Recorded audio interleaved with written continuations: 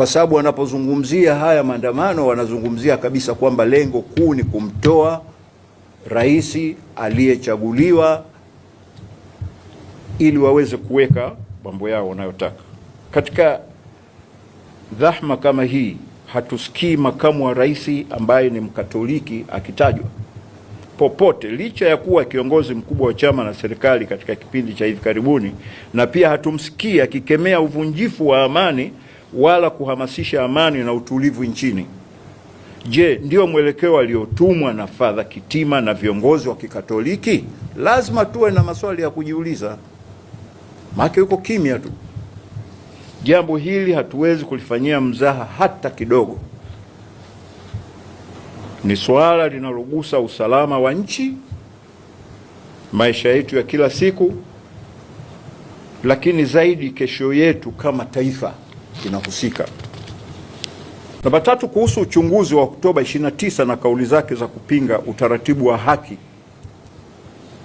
Sote tunajua kuwa tume huru ya uchunguzi ya kile kilichotokea Oktoba 29 na siku chache baada yake, ikiwemo vifo vya Watanzania, imeshaanzishwa na tayari imeanza kazi.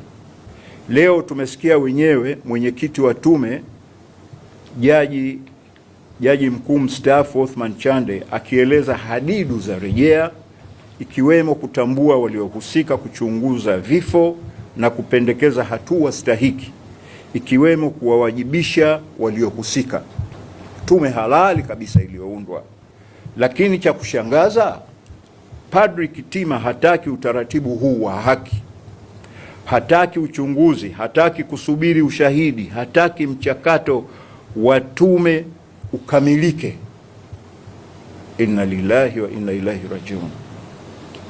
Anataka tufanye uamuzi wa hasira, papara na usioambatana na ushahidi wa kanuni ya asli ya haki, yani rules of natural justice.